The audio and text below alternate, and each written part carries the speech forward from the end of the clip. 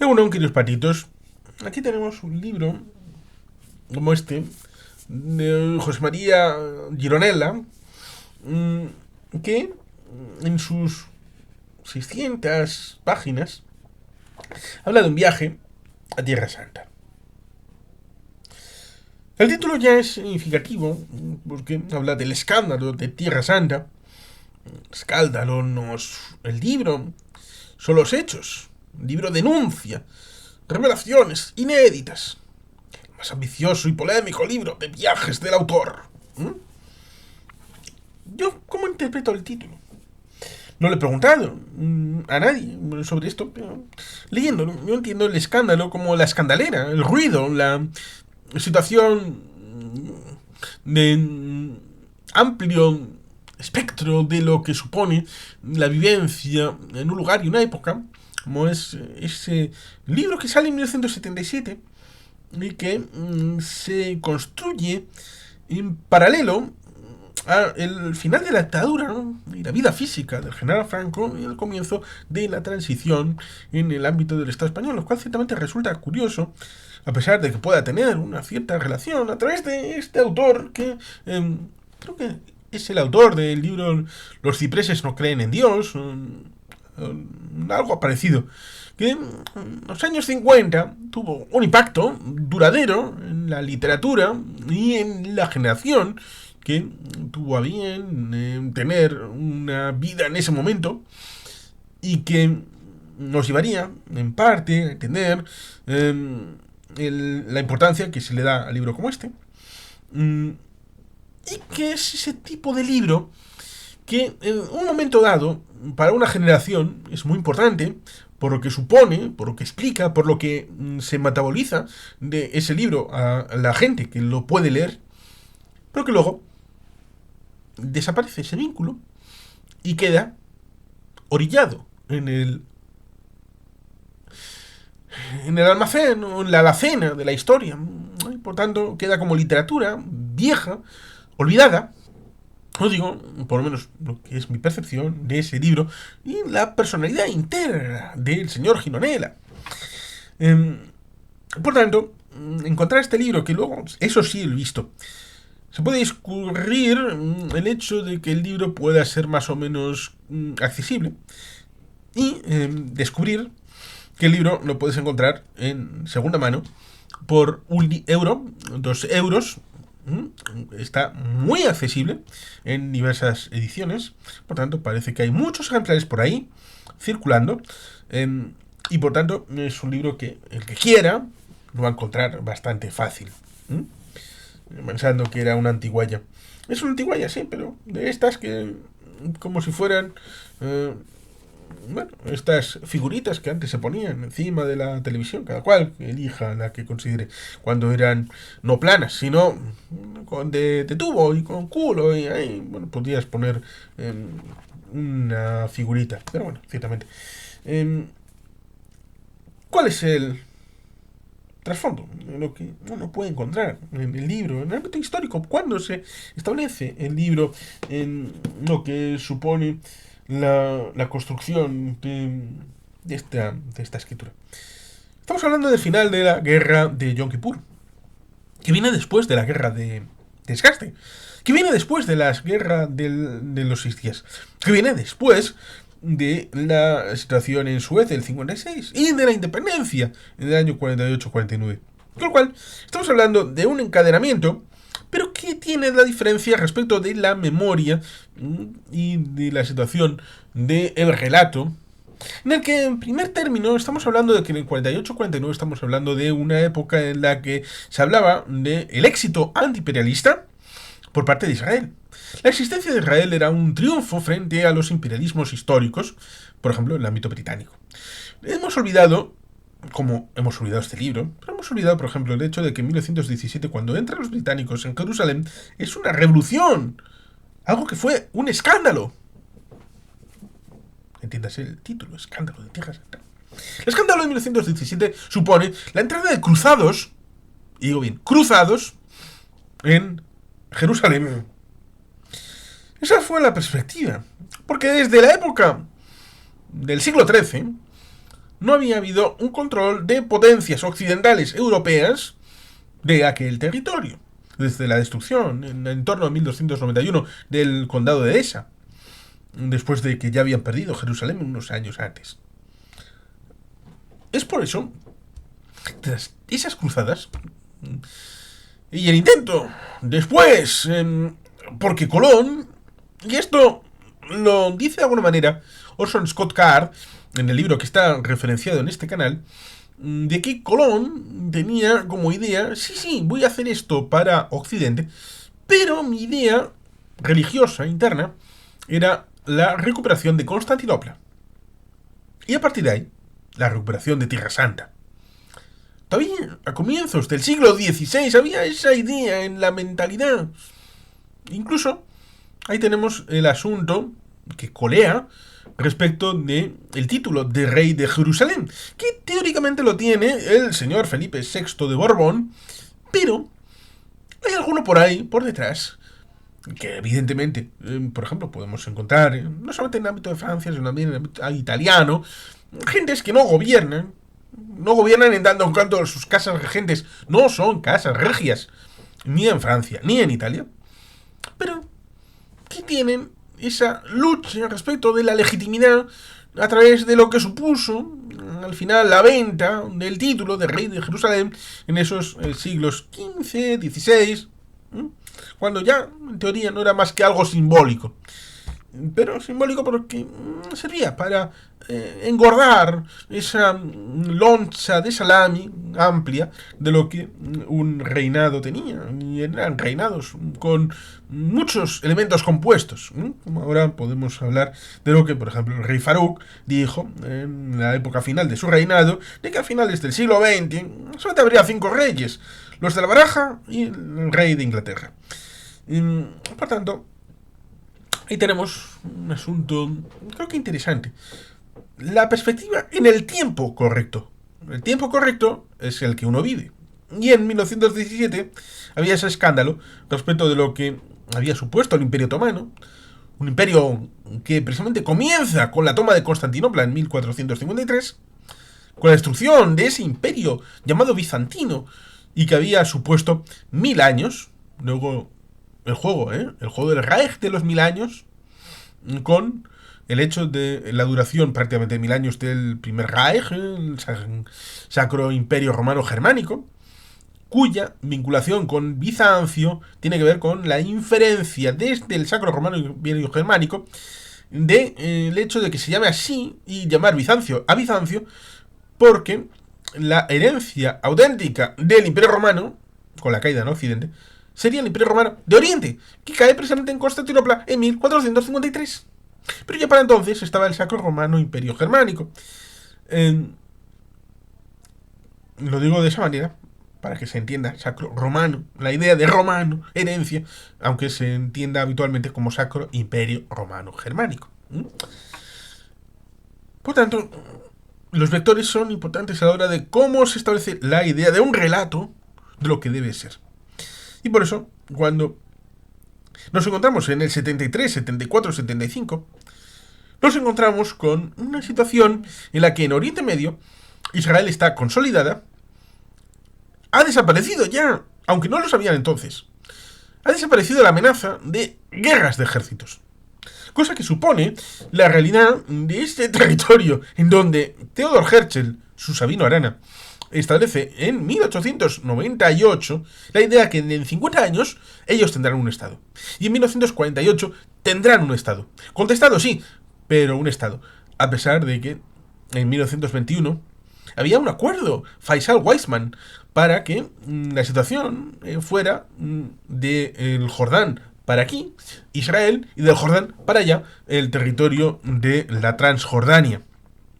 En el territorio que era el mandato de la Sociedad de Naciones para con los británicos. Porque, y esto lo sabemos por los rusos, que en la época posterior al acuerdo de Brest-Litovsk de marzo de 1918, fueron tan kinkis de publicar aquellos acuerdos que habían llegado con el Sykes-Picot, que no era a 2, sino era a 3, de la división del territorio del Imperio Otomano por parte de Rusia, Francia y Gran Bretaña.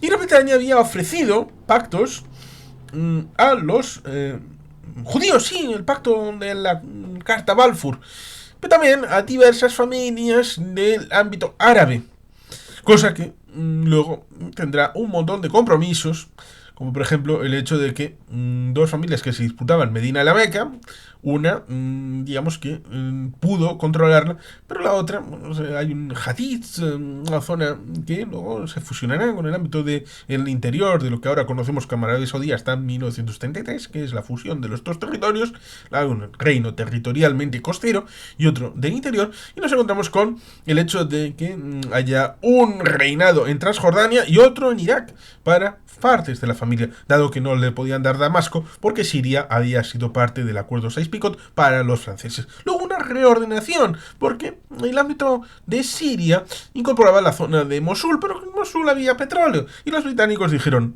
ven para acá, ven para acá, aquí estamos con papá. Y por tanto ahí estaba el asunto que en 1933 esta zona, en teoría, adquirió la independencia, con muchas comillas, a pesar de que luego, realmente, la independencia auténtica fue después de la Segunda Guerra Mundial. Ahí nos encontramos con la independencia más o menos real de Egipto, que había sido más o menos un protectorado británico. Nos encontramos con la independencia más o menos formal en el 43-46 de Líbano, de Siria. Nos encontramos con la independencia de Transjordania, como la forma de Jordania, el reino hashemita de Jordania. Nos encontramos con la independencia más o menos formal de Irak. Por tanto, en esa época es cuando se produce también la independencia del territorio del mandato de Palestina, con la situación de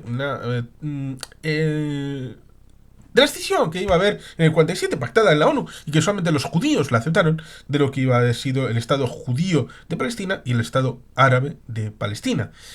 Y uno aceptaron y el otro contestado por los países árabes que dijeron, salid, y entonces vamos a echar a esta gente al mar. Esto lo hemos comentado alguna que otra vez en vídeo o en conversatorio en la historia, el relato de lo que ha supuesto desde la llamada Nakba, que es una mentira, luego pasando con la que ha supuesto la guerra de independencia y lo que supuso posteriormente un estado débil con sus dificultades a la hora de establecer, pobre, muy pobre, pero de lucha antiimperialista, como era el Estado de Israel.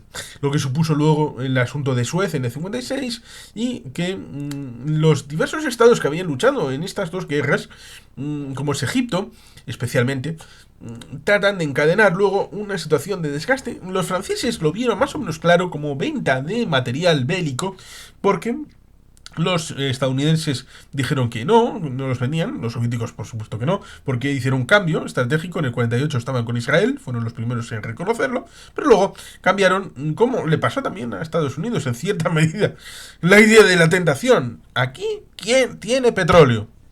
Los judíos no, ¿verdad? Bueno, pues los árabes sí. Por tanto, nosotros que nos nutrimos de petróleo, sobre todo de esta zona, vamos a ser amigos de aquellos que los extraen.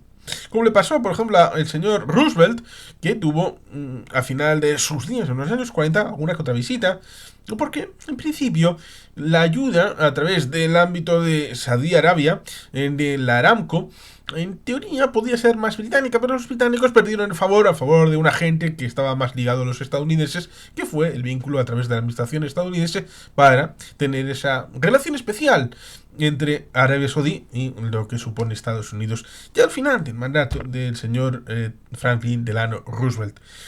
Y por tanto, ahí está esa situación curiosa en el que al final los Rafale, los Rafale creo que fueron, porque los Mirage son de finales del siglo XX, principios del XXI, y otros materiales que solamente podían ser empleados para la venta si eran practicados en un combate real. Y fue la Guerra de los 6 días el combate real de ciertas armas francesas, que luego resulta curioso porque para la reposición de esos materiales, los soviéticos a los combatientes de Israel le dieron todo el elemento, aviones, cañones, tanques, y como había ganado y había demostrado su superioridad y su invencibilidad respecto de los países del entorno, los países occidentales le dieron la espalda a Israel. Se la dieron la propia Francia, se la dio Estados Unidos, y se la dio la propia Inglaterra. Por eso resulta curioso, porque una guerra no declarada, a través de una guerra de desgaste fronteriza en el ámbito del Sinaí, sobre todo aviones, pero también diversas acciones que hubo sobre el terreno, en ese periodo, desde el 67-68 hasta el 72, hubo esa llamada guerra de desgaste. O Guerra de las Arenas. Bueno, Guerra de las Arenas en principio es la que tienen Marruecos y Argelia. Pero también hay otras guerras de las arenas, como por ejemplo la que hizo en los años 80 el señor Gaddafi con Libia contra Chad, tomando el tercio norte, no llegando a la capital, pero hubo dificultades para el mantenimiento y sostenimiento del Estado chadiano.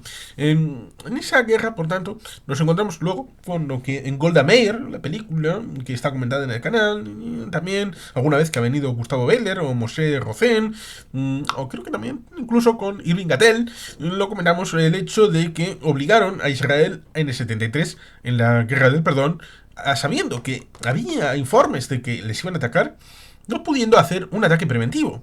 Como sucedió en la guerra del 67, sabiendo que les iban a atacar, atacaron ellos primero. Aquí no.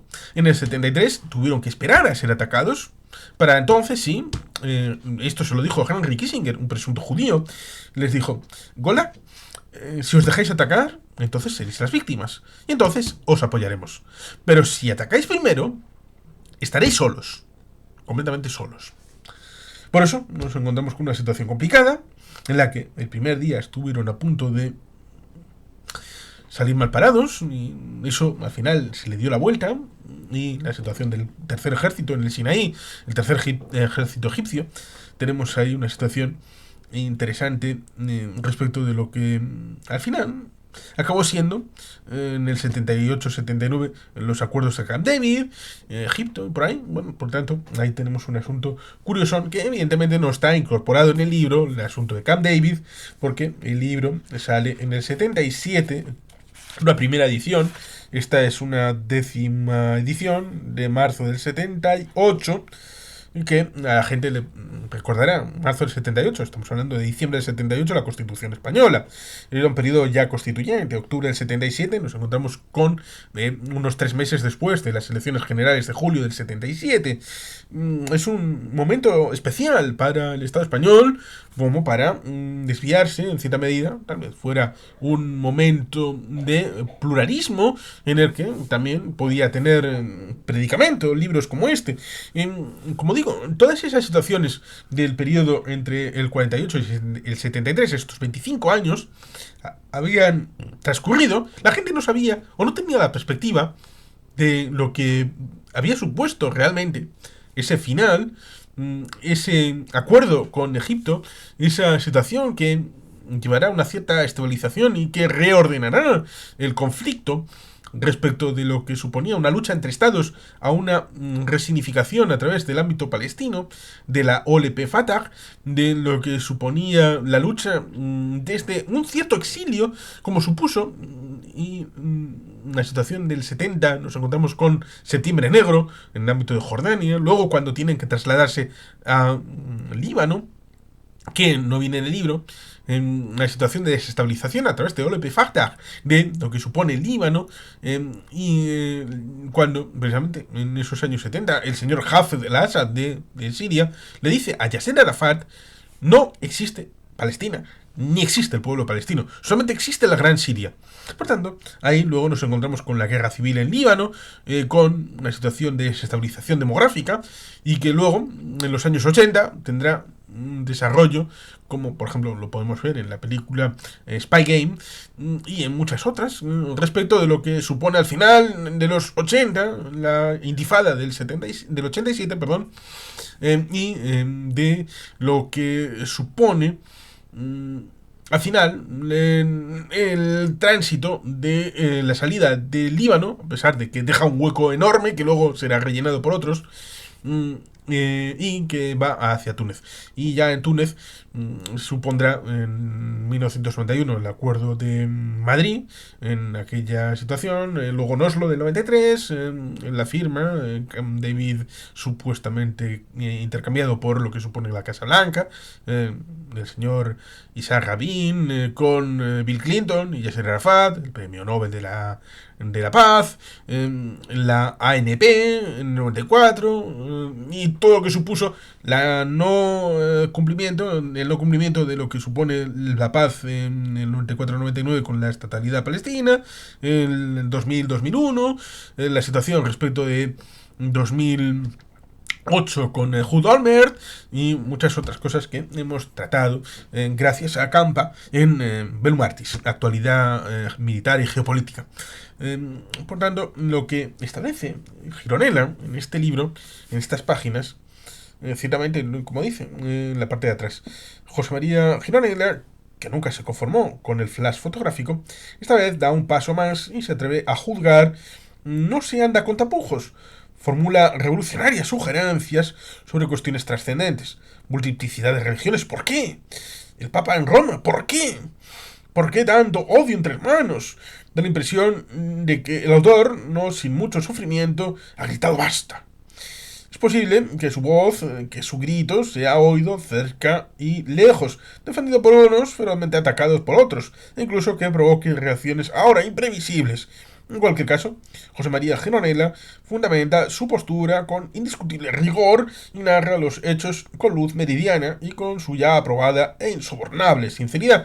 Es que en este libro nos encontramos con un muchacho que, habiendo estado en la Unión Soviética, en la zona de Moscovia, Leningrado, siente al volver a España una situación que ha sentido en un determinado lugar, en una casa con Dostoyevsky, un cosquilleo, unas mariposas en el estómago, y que le obligan a intercambiar sus planes con un viaje a Tierra Santa. Y en ese viaje, con un matrimonio y su mujer, por supuesto, en ese momento piensa, el conocimiento práctico es escaso para el tiempo que le he dotado a este viaje.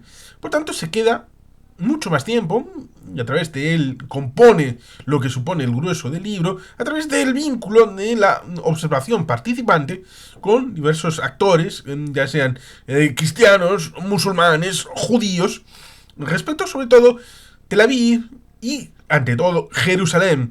Pero luego hay viajes al Golán, Hebrón, y nos encontramos ciertamente con una descripción en el ámbito del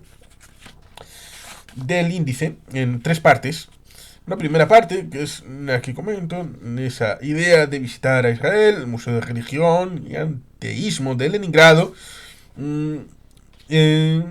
Una segunda, tercera, cuarta, quinta, partes.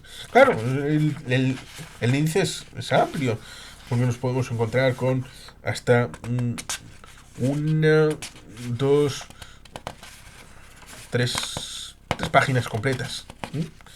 Lo que nos encontramos, ciertamente, puedo enseñarlo, o cosas así, descubriendo Tel Aviv, Noche Tel Aviv, Roma Jerusalén, y luego nos encontramos con aquí todo esto, podemos encontrar respecto de 14, 15, y la segunda parte, imperante decisión, que ahí es cuando descubre que tiene que quedarse más tiempo, y al final la tercera parte, en donde nos encontramos con aquí Jericó, Biblia, visitazo bíblico, Sodoma, el Tabor, el Monte Tabor, Galilea, Nazaret, y el cierre de lo que supone el libro, en donde nos encontramos con aquí y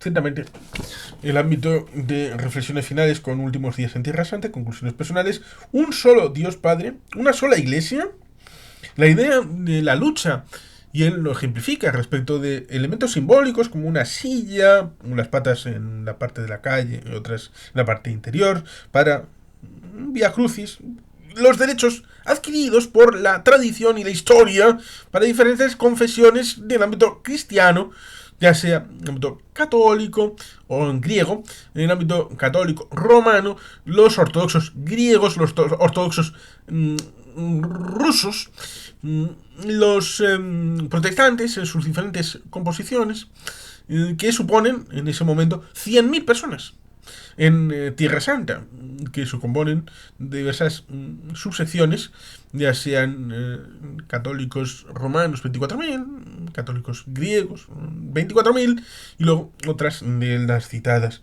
Por tanto, ahí estaríamos hablando de ¿qué iglesia? En el ámbito cristiano. Luego ya está el tema hebreo y musulmán por su lado. Desde la perspectiva, como digo, del autor. Necesidad de derogar los dogmas católicos. Esto es duro, ¿eh? Después de haber salido en España del nacionalcatolicismo. Y una iglesia católica que había ido despegándose de lo que suponía el régimen anterior para tratar de suponer a través de el señor Trancón con una nueva iglesia que había supuesto en la época de la transición 76, 77. ¿Cómo asumir cosas como esta?